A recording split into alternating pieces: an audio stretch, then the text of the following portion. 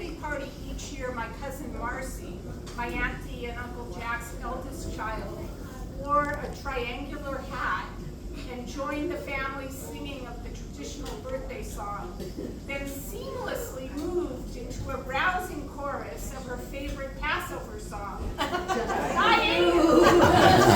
That's true. Yes, about finding enough in the simple acts of God. Despite the challenges she faced after a difficult birth, Marcy found joy and strength in Dayenu, singing it at family gatherings, at her father's grave when he died, or sitting by herself at a card table stringing together her colorful pot beads. Marcy exceeded her life expectancy by at least 40 years. From birthday party to birthday party as a child, I was mystified by the fact that Marcy never seemed to age. She stayed the same round size, asked the same questions year after year. Are you going to summer camp? And that was one of her standard inquiries. And she played with those pot beads until the day she died. So our family's ability to love and accept Marcy for who she was is a testament to her mother's, my auntie's, generous and kind spirit of inclusivity and fierce love. Auntie's passing at 104, she also beat life expectancy by many years, is a significant loss, but her lessons of kindness, empathy, and resilience continue to guide us, helping us navigate life's complexities with hope, humor, and positivity. My auntie and my mother exhibited distinctly different personalities. My mom being critical, intellectual, and blunt. Nailed that. Yeah. I initially found Auntie's sunny disposition and her joy to be somewhat naive and annoying. However, following my father's passing, a notable shift occurred in their dynamics. Auntie's regular phone calls to my mother served as a lifeline, providing emotional support and consistently encouraging participation in activities, including art classes, card games, and movie nights at the senior facility, even as my mother's dementia advanced and she required ongoing support and engagement. Auntie, no doubt, provided crucial assistance to many people during the course of her humble and long life.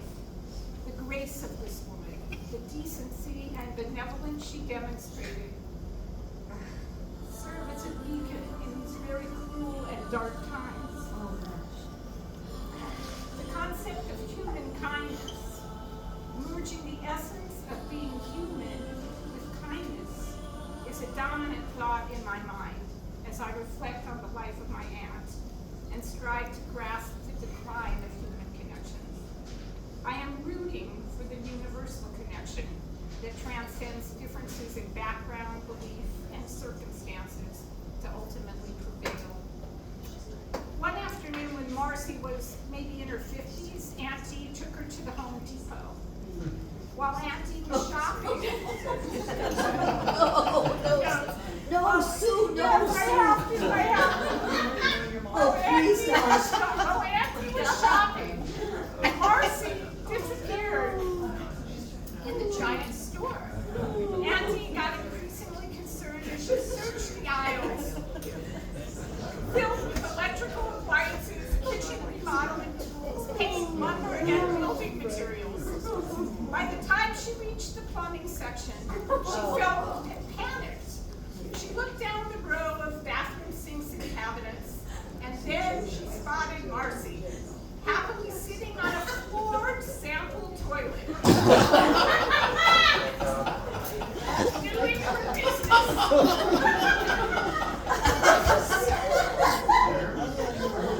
It's a great one. Auntie quietly approached Marcy, instructed her to pull up her pants, gently shut the toilet seat, and took Marcy by the hand. It wasn't until she got back in the car that Auntie burst into laughter. The dump in the depot was the stuff of several family legends. We're banned, aren't we? Yeah, and it's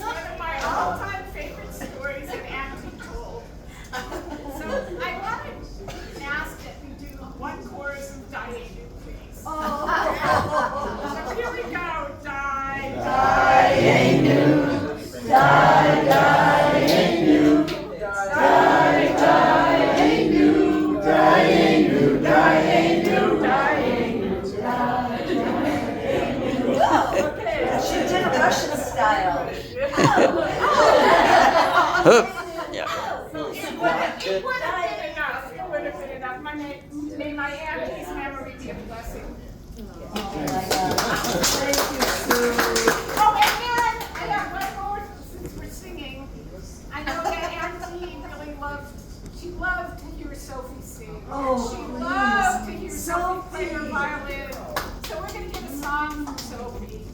Yay! Right now? Yeah. Go for it.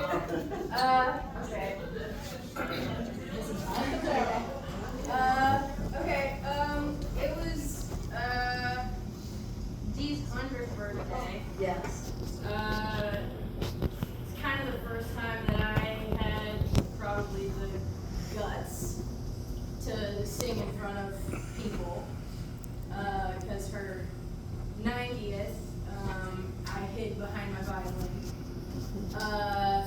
And wasn't really expecting to say anything, sorry. So, What a Wonderful World was her favorite song, and I sang it at her 90th, so I will sing it again. Okay. I see trees of green, like roses too. I see them bloom for me and you. And I think to myself, what a wonderful world.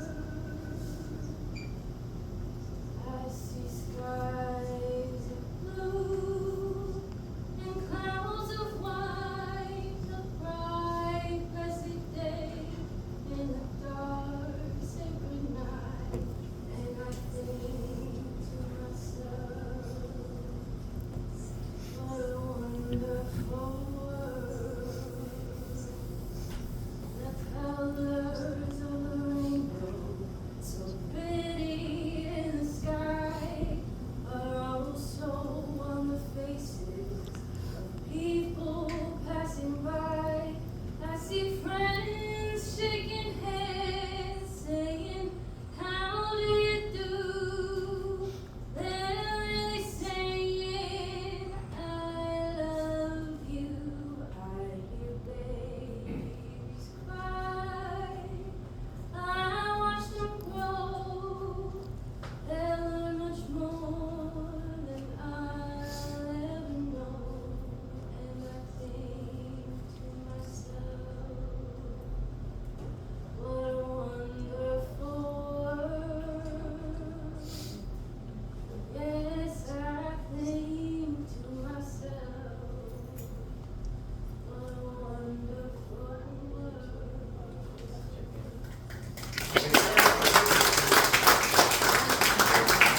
And we're gonna go ahead and get Wait, started can we on do that. one more thing? Oh, I'm sorry, go ahead. Yeah, Ryan wanted to say something. Yeah. Yeah, Come on. Wait, Ryan, Yeah, you can before, I'm sorry to interrupt you. This is shorter than mine. It's not as long as Yeah. Brooks. Yeah. Well, Sorry, Ryan. yeah. Okay. I wrote a short little thing. Just was anyway. Okay. So, hi everyone.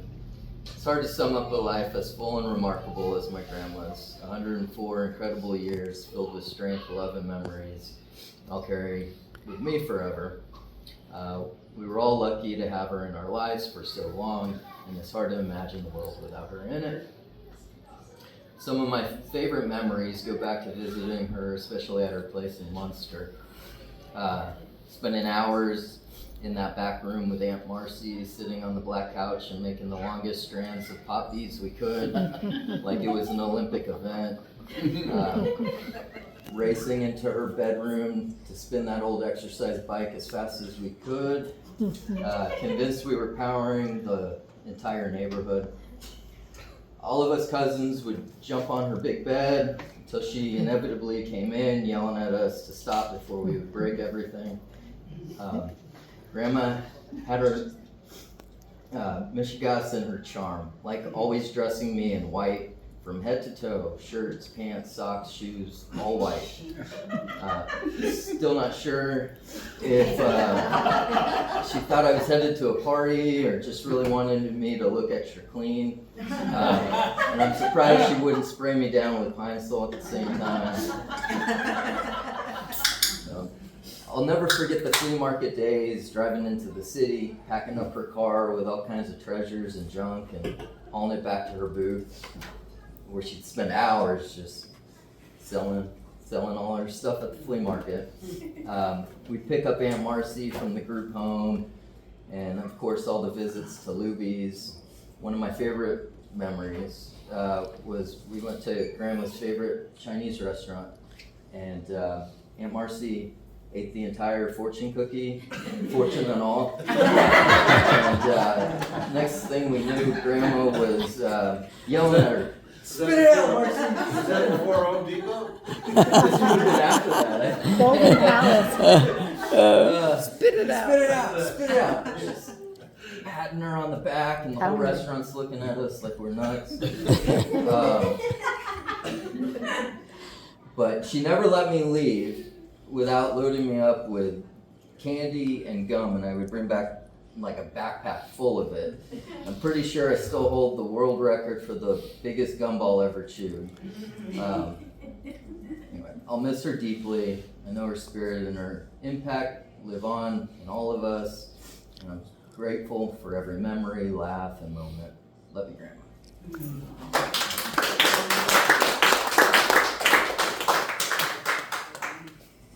Sandy, do you want to say something? So, hi, I'm Sandy Purdick. I'm either, you know me as Diana's daughter, Dinah's daughter, or Butchie's sister. Is that, okay.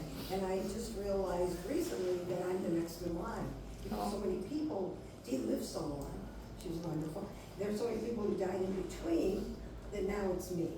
But great stories, and I appreciate them, and I remember.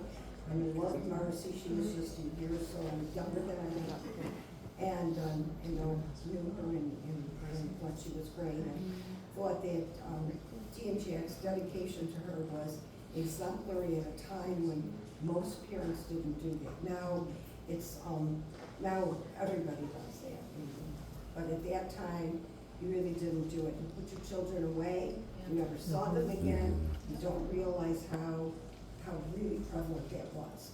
So my mother just adored Marcy, and she and Dee were very close. They were close growing up. So there were three Matlin brothers. There was Sam, who was my grandfather. There was Charlie, who was Sam Matlin's grandfather. And then there was Bill, who was your great-grandfather. And so that's how I'm related to the Matlin side of the family. But I'm also related to the Zemmel part. So, to Bonnie's grandparents and Bonnie's mother, who I adored, Elsie. Just adored her. I was like a mini-me to Elsie. And when Bonnie was born, they were just ecstatic. She was the best thing anybody in the family ever saw, until she got older and was a tyrant. So the story is, my mother told it many times proudly, that she introduced Jack and Dee to each other. Dee was engaged to somebody else. I don't know the name of that person. I don't know if that person was ever identified to me. But she was engaged to somebody my mother didn't like. My mother was a very quiet but determined individual. And so my mother talked to Dee and said, look, I have a cousin Jack. I want to introduce you to him. Break your engagement. And I'll fix you up with Jack. And Dee did. Because at that time, Dee actually listened to somebody else. And she did. She introduced him to Jack.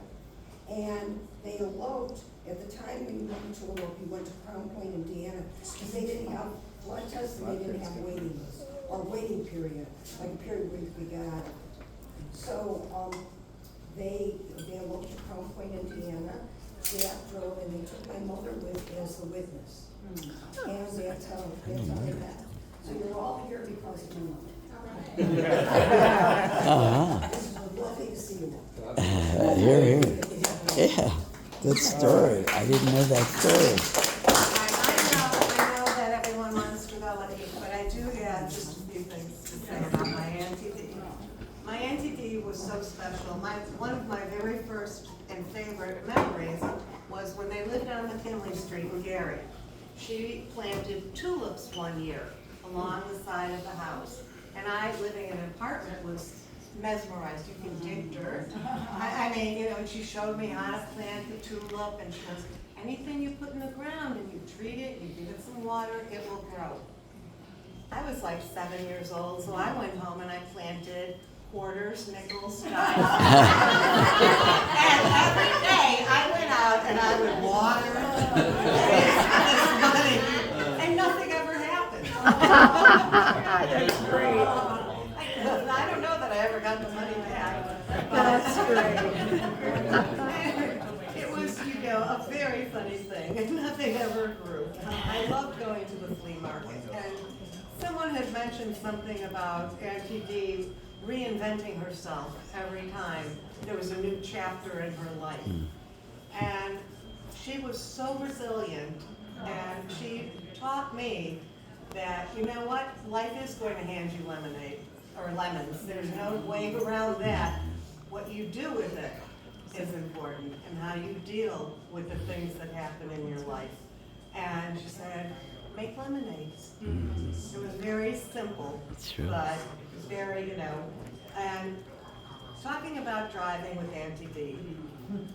One year, we took a trip to Denver to see Uncle Sid and Aunt Cheryl and the kids, and we're driving, and Auntie Dee was a leadfoot. Absolute Yes. speed demon.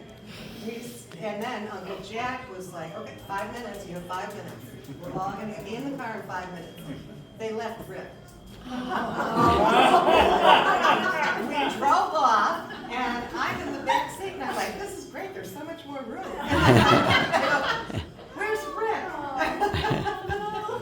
We'd only gone probably a half a mile, but we had to circle around and pick him up. And what you know, she just loved taking movies. And if you are old enough to recall the old movies with the projector and the big bar of light, my mother used to run into the other room going, you're not taking my picture. But Auntie Dee, she had all of her movies, so. And guess who takes after her? Oh my gosh, do we have the movies? I know. And I have one last thing that I'll share with you on a lighter note, which is my parents, when they would go out of town, which wasn't very often, but they would take me to Gary to spend the weekend or week with Uncle Jack and Aunt Dee. And I was about 15 years old, and I had a cousin, Brooke. Oh And a no. cousin, Shelley. And Brooke and his friends decided we should go and get ice cream. So Shelley and I snuck off, and we're driving, and I don't think you were driving, Brooke. I think you were just in the front seat. And we were going to the big ice cream parlor in Miller Beach. We were really just so deviant, you know. We were going for ice cream. Auntie Dee gets in her car because she figures out I'm not there at the house. And she's like, I know she's got to be out there. And she couldn't find Brooke, couldn't find Shelley. So Auntie Abby and Auntie Dee got in their car and they drove around Miller Beach like lunatics until they found us and came storming in to this ice cream parlor. And oh my gosh, that was really fun. Imagine being 16 years old and these two women coming like, what are you doing out without permission? Oh, God. But she was amazing. I forgot She about that. touched my heart and had such a huge impact on my life. She became a surrogate after my mom passed away. And I'm not going to talk much more because otherwise I will be bawling, which is why I actually bought waterproof mascara. So anyway, here's to you, Auntie Dee. Love you and love you. Okay, anybody else? All right, I think maybe we should go in the other room and get something to eat.